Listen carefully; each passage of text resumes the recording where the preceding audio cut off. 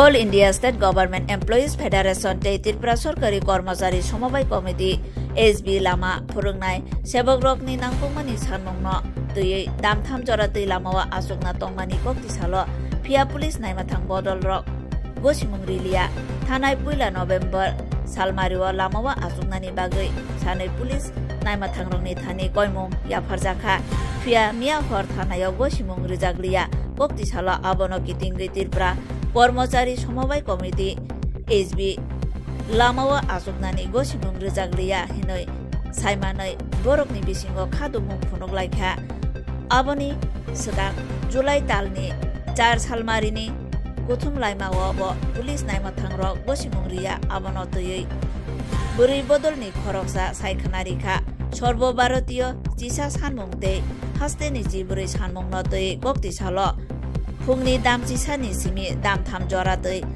लामावा आसुकनानि साख्लायजाखा आबनि बागै गसिमुं नानानि कयमुंबो रिजाखा फियाबा सेबो किसा हिनै फुनुगै नायमाथां रकनि बुखाक्तै आसुकनानि गसिमुं रिजाग्लिया आबनो दैयै ब्रंनि बिसिङाव खादुमुं फुनुगलायखा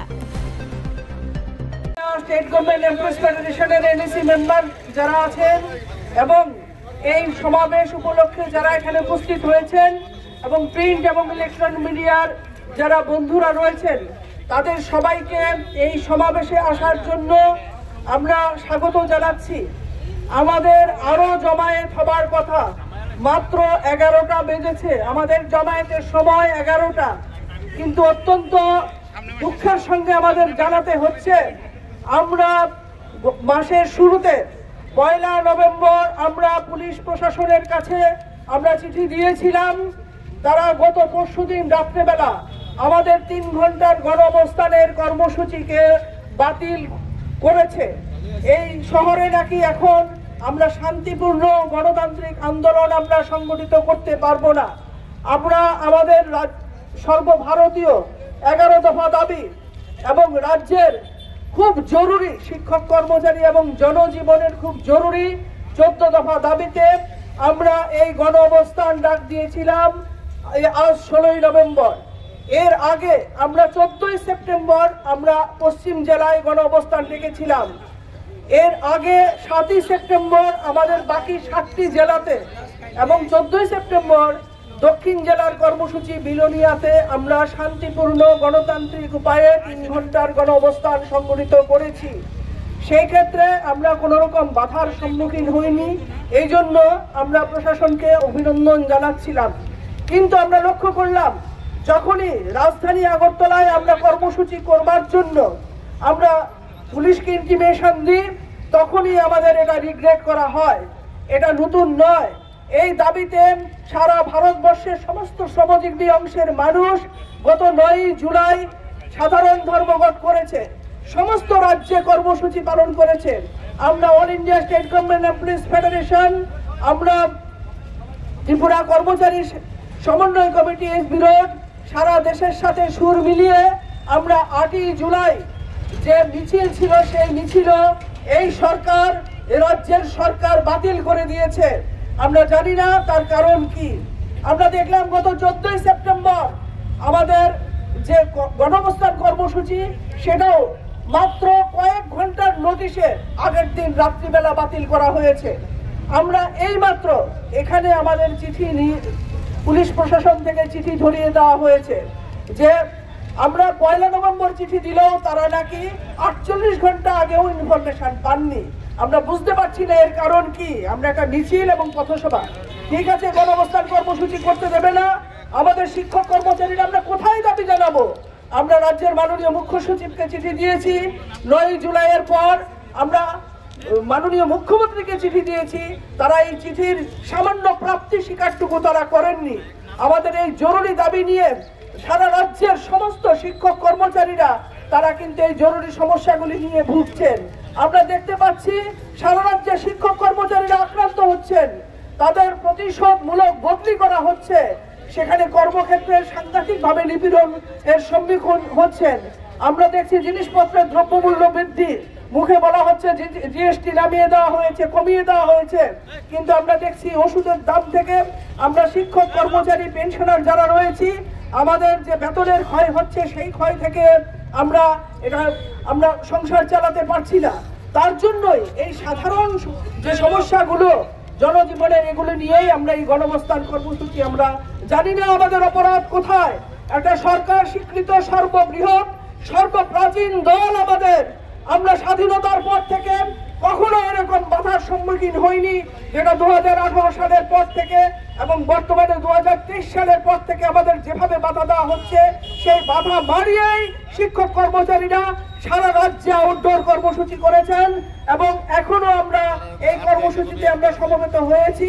আমাদের এই কিছুক্ষণ আগে আমাদের হাতে চিঠি ধরানো হয়েছে। আমাদের অফিস সম্পাদকের কাছে রাত্রিবেলা 10টার পর গভীর রাত্রিতে সেখানে হোয়াটসঅ্যাপে এটা রিগ্রেট করা হয়েছে। কেন? কালকে সারাদিন সময় ছিল না। আমরা এই ফ্ল্যাক্স করেছি, ফেস্টুন করেছি, সমস্ত কিছু আন্দোলনের জন্য প্রস্তুত নিয়েছি, মঞ্চ বাঁধার জন্য লোক ঠিক করেছিলাম, বারবার মাইক ইত্যাদি নিয়ে আমরা শান্তিপূর্ণ গণতান্ত্রিকভাবে আন্দোলন করলে যখন রাস্তার মধ্যে টায়ার পড়ে, যখন ধ্বংসাত্মক আন্দোলন হয়, তখন এই সরকারের ক্ষেত্রে পারমিশন লাগে না, তখন প্রশাসন ঘুমিয়ে থাকে। আর যখন এ রাজ্যের যারা সরকারের অন্যতম কারিগর, যাদের হাত দিয়ে প্রশাসন তার জনসেবা প্রতিটা প্রান্তে রাজ্যের পৌঁছে দিচ্ছেন, তাদের দাবি দাওয়া নিয়ে এই সরকারের আমরা দেখলাম তালবাহানা। এই বছর 2025 সালের প্রথম থেকে ফেব্রুয়ারি মাস থেকে তারা একটার পর একটা কর্মসূচি তারা সেখানে বাতিল করছেন। আপনাদের কাছে অনুরোধ, মিডিয়ার যে বন্ধুরা রয়েছেন, আপনারা আমাদের দাবি সনদগুলো নিয়ে আপনাদের যে প্রচার মাধ্যম, সেই মাধ্যমে আপনারা প্রচার করবেন যে আমরা কোথায় আমরা অন্যায় দাবি করেছি। এ রাজ্যের সমস্ত শিক্ষক কর্মচারী যারা আমাদের সংগঠনের পতাকা নহলে নেই এমন একটা ক্ষুদ্র অংশও রয়েছেন, তারাও দেখছি সাংবাদিক সম্মেলন করে এই সরকারি যে বঞ্চনা করছে শিক্ষক কর্মচারীদের, শ্রমিক, কৃষক সহ সমস্ত মানুষের যে সুখ সুবিধা দেখবার প্রতিশ্রুতি দিয়ে তারা এসেছিলেন, সেই ক্ষেত্রে তারা কর্ণপাত করছেন না। এই সমস্ত কথা আজকে সমস্ত জনগণ, সমস্ত সংগঠন তার মুখে মুখে সেখানে প্রচার করা হচ্ছে। আন্দোলনে ভয় কেন? আমাদের গণঅবস্থানে ভয় কেন? আমরা রাজ্য প্রশাসনের কাছে, সর্বোচ্চ মুখ্য সচিবের কাছে, মুখ্যমন্ত্রীর কাছে আমরা জানতে চাই, কেন, কিসের ভয়ে আমাদেরকে বাধা দেওয়া হচ্ছে? আমাদেরকে বারবার জিজ্ঞেস করা হয় যে কত লোক সংখ্যা হবে, কিসের ভয়? আমাদের লোক সংখ্যা যদি, আমাদের যা সদস্য আছে তা যদি হয়, কিসের ভয় আপনাদের? আমরা তো আপনাদেরই লোক। আমাদের সংগঠন তো স্বীকৃত সংগঠন, সেই 1947 সালের পর থেকে সবচেয়ে প্রাচীন সংগঠন এবং এই সংগঠনের ঐতিহ্য আছে দীর্ঘদিনের লড়াই আন্দোলনের। বারবার করে আমাদের ঘরবন্দি করে রাখার উদ্দেশ্য কি? মাননীয় মুখ্যমন্ত্রী, মাননীয় মুখ্য সচিব, আমরা আপনাদের কাছে জানতে চাইছি, আপনারা নিশ্চয়ই একথা বলবেন।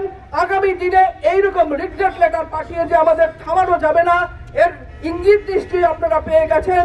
আমরা লড়াইয়ের ময়দানেই থাকবো, রাস্তাতেই থাকবো, আমরা ভয় পাবো না এবং সারা রাজ্য জুড়ে সেই জোয়ার বইছে। আপনারা নিশ্চয়ই সেটা দেখতে পাচ্ছেন। মানুষ আর এখন চুপ করে থাকছে না।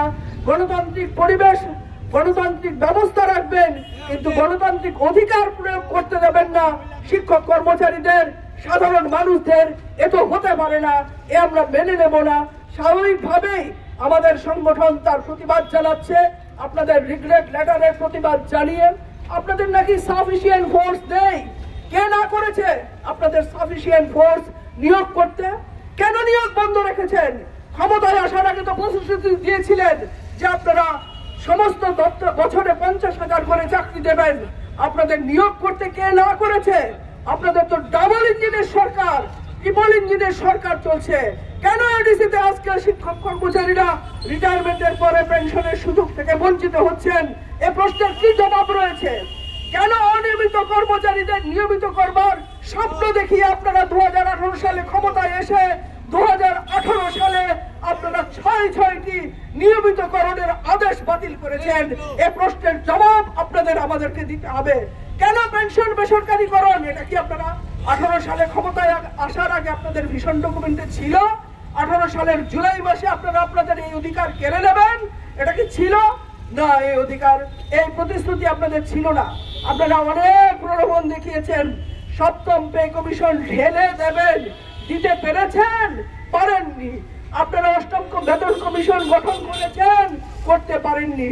বরং বামফ্রন্ট সরকার বছরে দুবার দিয়ে যে এরিয়াগুলো ক্লিয়ার করতো সেটা থেকে আপনারা আমাদের বঞ্চিত করেছেন। আমাদের যে মেডিকেলের ধ্বংস করছেন, আমাদের দাবি দাওয়াকে নস্যাৎ করছেন, এর কি জবাব দেবেন আপনারা আগামী দিনে আমরা জানতে চাই। আজকের এই সমাবেশ, সেখানে সমস্ত কমরেডরা এখনো এসে পৌঁছতে পারেননি, কিন্তু আপনারা দাঁড়িয়ে রয়েছেন আমাদের এই কর্মসূচিকে বন্ধ করবার জন্য। আমরা আপনাদের কাছেও বিনীতভাবে আবেদন জানাতে চাই যে পুলিশ প্রশাসনের কর্মচারীরা, আপনাদের অবস্থা ভাবুন তো দেখি একবার। আপনারা কি ভালো আছেন?